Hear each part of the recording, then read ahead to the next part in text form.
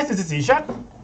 I am Aya. Welcome. Welcome to the Hiubang show. So yeah, you know the thing called COVID-19 is kind of affecting everybody. No, not kind of. Actually, it's really affecting everybody. But what really interests me is how different countries handle this pandemic. The thing, We know that recently New Zealand has declared itself free of COVID. New Zealand. Great, right? yeah. And of course, a lot of different countries actually. If you look at the top 100 safest country, the number one right now is Switzerland, according to Switzerland. the list by Forbes. And then followed by Germany, Followed by Germany and Israel, Singapore, Japan, Austria, and Malaysia is at number 30. At right? number 30, This is considering this is pretty good actually. If you way better than Indonesia, yeah. Yes, this is really good. So we're gonna check out this video of how Malaysia did the impossible. Yeah. Right? We're gonna see how countries like Malaysia takes care of its people during this COVID-19 pandemic. I know that they have this like really strict lockdown measure in I think from March till April or May, I'm not mistaken. But even more stricter than Indonesia, yeah. From what I saw in news. Indonesia is at 97 in handling COVID-19. I mean, I'm not gonna say too much. It's just that it's so uncertain. The number is still the curve is still not really that good. But we have decided to open up businesses, I think, starting this month. With the thing called new normal. Yeah. So without any further ado, we're gonna check out this video of how Malaysia did the impossible in handling COVID-19. Check it out. Yeah, check it out. Imagine your country is going through a huge political crisis. You have a new leader, and several states have new governments. To add to this, not only is your country facing political crisis, but also economical, health, and defense. And then, the worst thing that could ever happen happens. The coronavirus hits Malaysia. Malaysia was in some serious trouble. But don't you ever underestimate the power of Malaysians.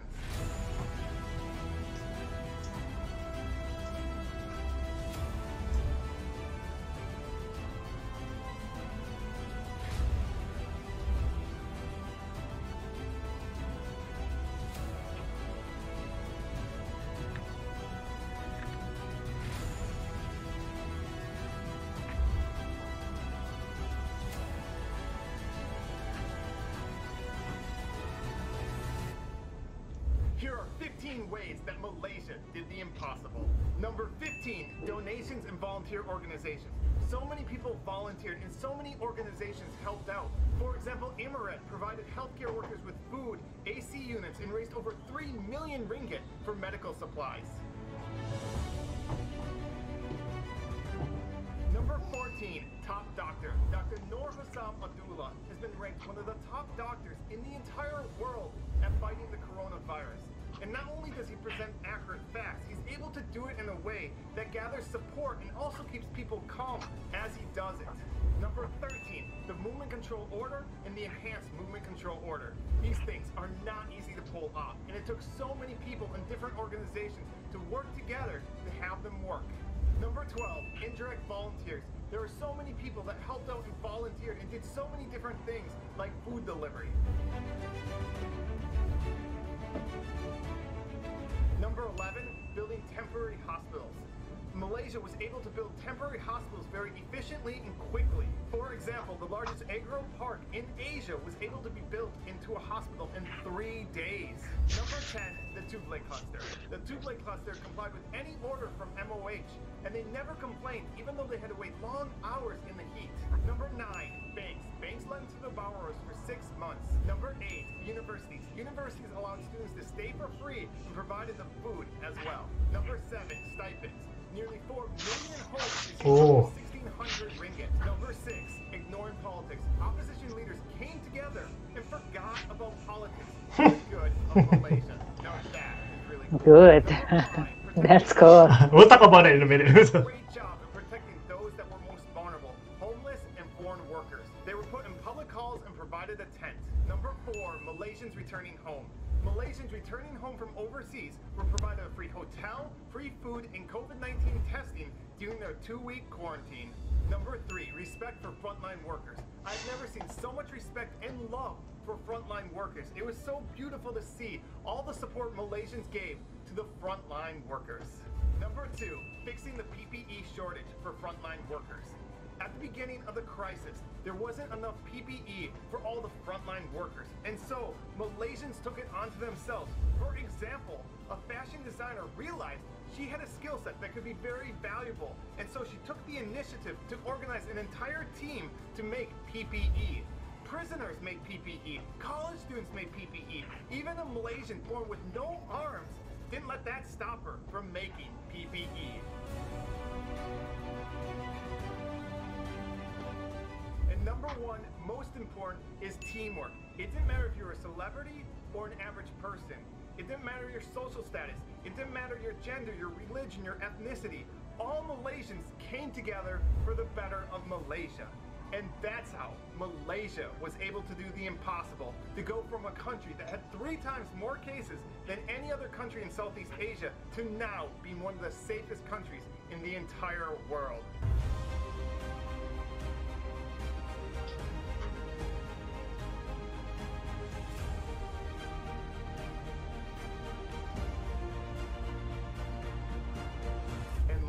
I'd like to thank all the Malaysians that helped make this video possible. So many of you wrote to me, sent me videos and pictures, and specifically Pacific Baku, who's a motorcycle rider, let me take lots of his footage, along with Q Productions, who took beautiful drone shots. And you can find links to their channels in the description. So thank you to all of you who helped make this video possible. Alright, yeah, alright. I think as Indonesians, we have a lot of things to say about this thing. Yeah. Right? So yeah. I'm just gonna point out the number 1 issue first, alright? 2 things actually. The teamwork. Number 1 is teamwork. No. Number 1 is teamwork. Number 2 is political. Yeah. Right? So I don't know if you guys know, in Indonesia, a lot of this handling of COVID-19 is being hindered, is being disturbed by these 2 things, which is political landscape and teamwork, which we are so. Wait, I'm not done yet. So, not done yet. So, one more time. Just so lacking. Come on. Why? Because right now, as we all know, right, the government is not really okay. I know. Okay, I'm just gonna be honest. I voted for Pak Jokowi. Yeah.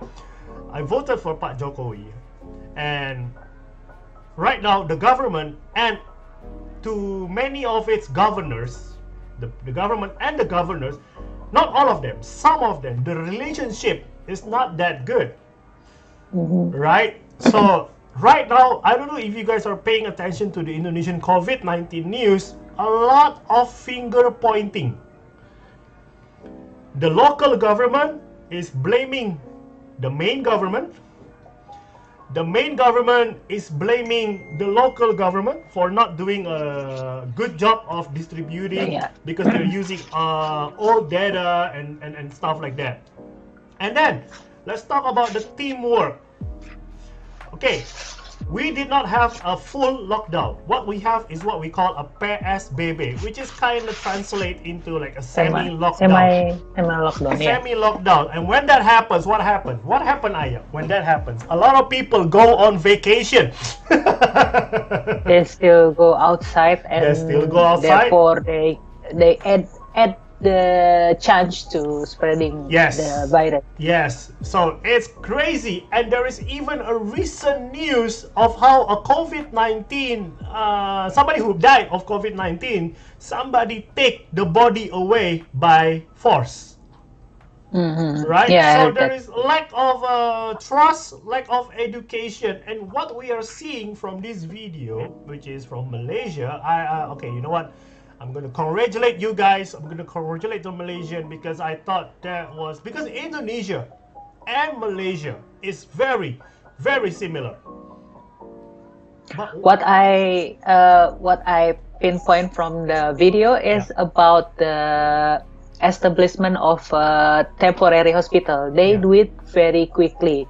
Meanwhile, we, if I'm not mistaken, we built a temporary, what do you say, quarantine, something like that, a place to quarantine those who affected by it. It's about like 2 to 3 months after we hear the news that the virus is spreading in Jakarta. I mean, that's way too late. That's right. So because actually, Pak Jokowi has already admitted that he actually did not release the data. Yeah. Because he did not want to create panic. Yeah. And so I don't know what's gonna happen. This is still a big question mark because the thing is, I just had a baby. Okay, my son Dean is just 3 months old, and you know, babies during the first year we have to be very careful. So I'm really scared, really even to go down to the grocery store just to get the what's it called, the mart, or, you know, just to get some small stuff some small stuff. Because every time I come back home, I have to really wash my hands, wash my clothes, you know, because you have to be disinfect yourself. And I really and did you see the number of stipends the Malaysian government give out to each household? 1,600 ringgits. Oh, do you receive? I'm just gonna ask you right now. I'm gonna ask you right now. Do you receive any money from the government? No, but not money, but more like sembako. What do you say sembako? Oh, it's like a daily needs. Daily necessities. Daily necessities. Yeah. Like, oh, you receive? Not me, but my mother-in-law. Okay, not you specifically, right? Not me. That means you did not receive anything from the government. I did not receive it either. I did not, and you know, like it really, COVID-19 has really hit you and me quite hard because your husband is in the event entertainment business. I'm in the event entertainment digital side of event entertainment, and there is no signs of when event is going to be back on again, right? Yeah, but the government keep on insisting economy, right? And then now it's so scary. And then like not only the government, I'm not only saying the government is not really doing a good job. The people is also really not really cooperating with the bureaucracy, with the all these steps to avoid COVID-19. So it's really, I don't know, it's a big question mark though. It's a big question mark. I still see now, yesterday I went to the doctor to get my son vaccinated, right? Yeah. I still, not really still. And then I think this month is when they start opening up businesses again, right? I see a lot of cars. It's like a regular day already yesterday. It's traffic, It's not. It's traffic. It took me about 40 minutes to go to the doctor. Yeah. So it's scary. But props to you, Malaysia. I really am. I really am happy. Kind of jealous though. We should take example. I don't know. From this our neighbor country. I was about to say. I forgot actually. Indonesia and Malaysia is very similar. I think. I think in terms of the people, in terms of the government is the culture. The culture, but the culture is different. It's quite the same though, right?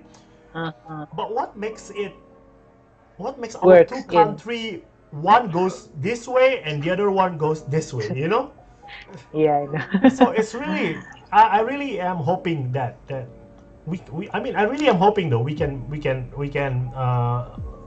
you know, number one, to put aside political landscape for just a moment, because every time I hear the news in Indonesia, it's about how many people die every time, and whenever somebody died, the opposition will blame the main government every time.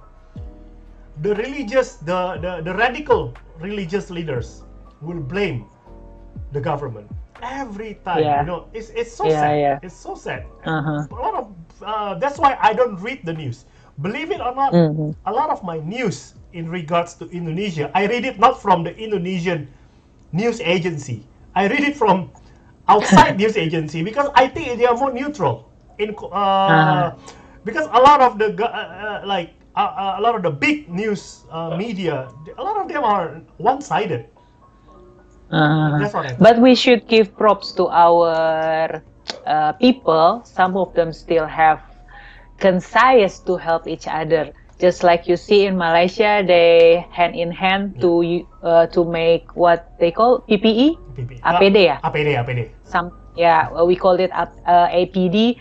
And I heard the news that some of the designer also they make APD or PPE for frontliner, for the medical frontliner. Yeah. So anyway, So guys, it's more people initiative to help each other. yeah, and it's just, but not trying to badmouth my country. It's just that if I don't have a son right now, if I'm just like a single guy, I'm not married, I'll be like, oh, I don't care because I'm single, I'm living by my own rule. But now I have a wife, I have a son, which I have to be aware now, and that's why it's kind of like, oh crap, like I cannot go and meet my friends because I'm afraid, or I'll be bringing back viruses, and stuff like that. It's just so scary right now, actually. Anyway, guys, as always, Malaysia, thank you for watching. We'll see you guys Thank again. you for watching. Bye. See ya.